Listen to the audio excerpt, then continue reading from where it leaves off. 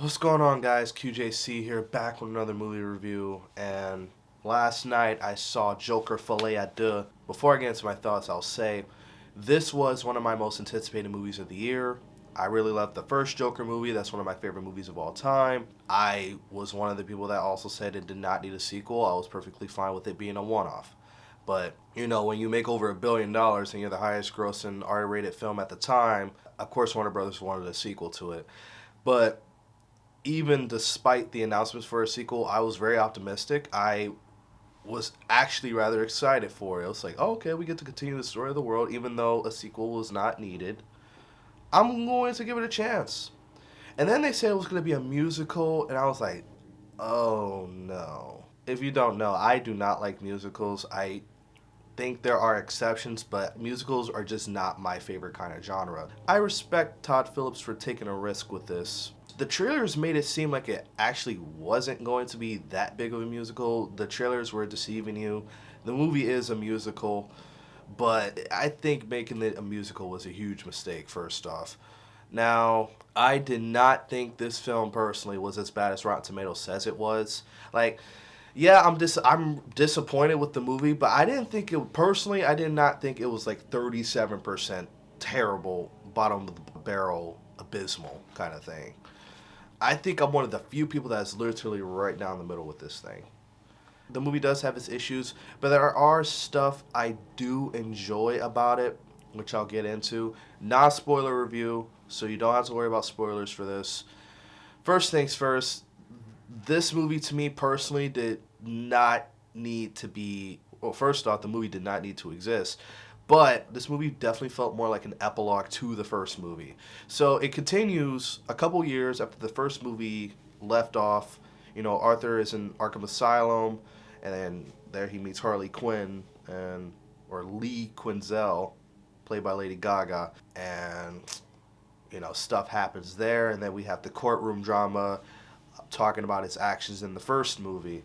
But I felt like that was one of my issues with the movie, is that it keeps recapping and retelling what happened in the first movie, and it's like, well, if I want to see all of that, you're telling me what we already know, and it's like, if I'm going to watch that, I'll just watch the first movie again personally. Like, I don't need to be told, we don't need to be told what happened in this movie, what happened in the first movie multiple times. Like, it would have been different if it was like a few scenes. They do this pretty much throughout the entire movie. They tell you, okay, do you remember this from the first movie? Do you remember that from the first movie? And I was like, yeah, we remember that.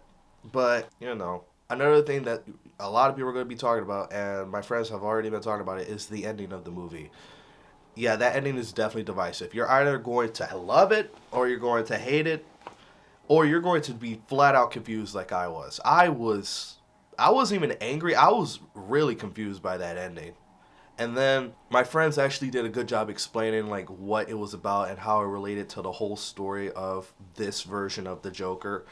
And I thought, okay, that actually cleared some stuff up. If you don't like the ending, I totally understand why. I'm not going to argue with that. That ending is definitely going to make or break this movie for you for sure. Also, the musical aspect is going to make or break this movie. If you like Lady Gaga's music, Joaquin Phoenix singing, he did great in Walk the Line. He was singing in that movie where he played Johnny Cash. If you're a fan of musicals, you'll probably like this movie. If you are more of a Batman DC comic book kind of person like I am, you're going to be sorely disappointed with this movie. The movie does some smart. Okay, let me talk about the stuff I like first. Okay, first off, the acting, mainly from Joaquin Phoenix and Lady Gaga, they are fantastic in their roles. I thought Lady Gaga didn't have enough to do with the movie. She was mainly in the musical scenes. Joaquin Phoenix, of course, does a great job playing Arthur Fleck and this really mentally disturbed human being that is Joker, Phoenix steps into this role like he never left 5 years later. I think the directing from Todd Phillips was actually pretty good. The cinematography was flat out gorgeous to look at times. It was a really pretty looking movie. It was well shot, well lit. I have no complaints with the cinematography whatsoever. Like, that this is a great looking movie for sure. The score, of course, is really good, just as good as the first movie, if you ask me. And I will say, the vibe, it still has the vibe of the first movie. Like you're still in this world. The tone is just different, though. Obviously, the best scene in the movie was Gary in the courtroom. That was the best scene of the movie, without a doubt. And I thought the acting peaked at that scene. Joaquin Phoenix was doing great. The actor playing Gary was doing great. Harvey Dent is also in this movie. Eric Eckhart was better. Alright, the negatives. I already said this before. Making this a musical was a really big mistake. The music scenes itself is well shot, but the movie literally stops. I felt like the movie stops, play a song, continue. Stop, play a song, continue. It was really distracting for me when the movie would just keep stopping its story that I was really getting invested into, just to have a song number that pretty much most of the time had nothing to do with what was going on in the scene. Typically musicals, the songs in the musical are supposed to advance the story in a movie. This has the complete opposite. It more or less stops the movie. You have your musical number, and it's like, resume. The musical numbers is like, they have nothing to do. Here's how I felt. Every single time a musical scene came up, I wish I had a remote to fast forward so I can get back to like the stuff in Arkham and the courthouse, because I was just like, what does this have to do with anything? And it was a jukebox musical. And I know a lot of people don't mind that. I personally do not like cover songs. The only reason I was able to tolerate them is because Lady Gaga and Joaquin Phoenix were singing it, and they're pretty good singers, honestly. But the singing I did not have a problem with, but the music scenes itself, it kept interrupting the movie, and I did not like that. Another thing, God, it is so hard to talk. It is so hard to not go into spoilers. I want to go into spoilers so badly. But and I always question, because this is a good question, what exactly is the point of this movie? Is it Todd Phillips giving Warner Brothers, for making him make a sequel, even though he clearly did not want to make a sequel? I don't think Joaquin Phoenix is ever doing a sequel ever again because of this reception. He doesn't do sequels in general, but especially after this movie, I don't think he's doing another franchise or another sequel ever again. And you know what? I totally understand why.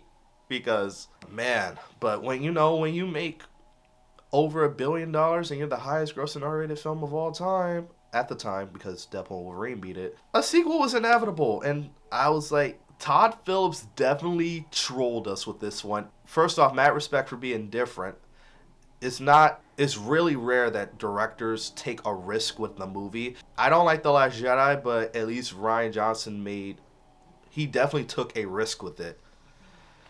Rise of Skywalker just was trying to play it safe and like undid everything that The Last Jedi did. And I do not like that movie. And this movie is no different. It definitely takes risks that you definitely would not expect this movie to go. And some of it pays off and some of it doesn't. For me, there definitely is some good stuff in here, but there is just as much bad stuff as there is good stuff for me. Now, overall, while I didn't hate this movie, I did not hate this movie. I did not like this movie either, and I probably will never watch this movie again. If I really want to I was perfectly fine just having Joker 1 be a one and done. That's it. We can come up with our own imagination what Arthur does after the first movie. But then we have this movie, which, just like the sequel trilogy, I'm going to pretend never existed. And then I had time to sleep on it. And I was like, is this movie really as bad as people are saying it is? Nah.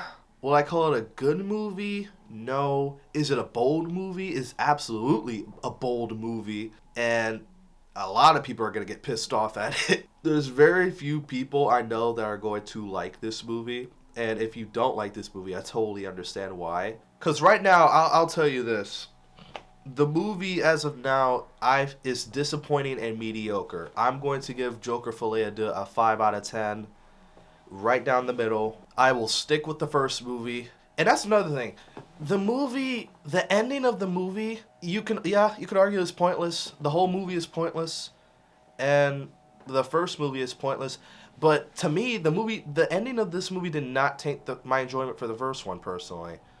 And I don't know if that's because the first movie is so close and dear to my heart, or if it's because we got to think about this, people, because again, my friends made a really good point. Arthur is just a broken man who eventually did a lot of crimes. He murdered people.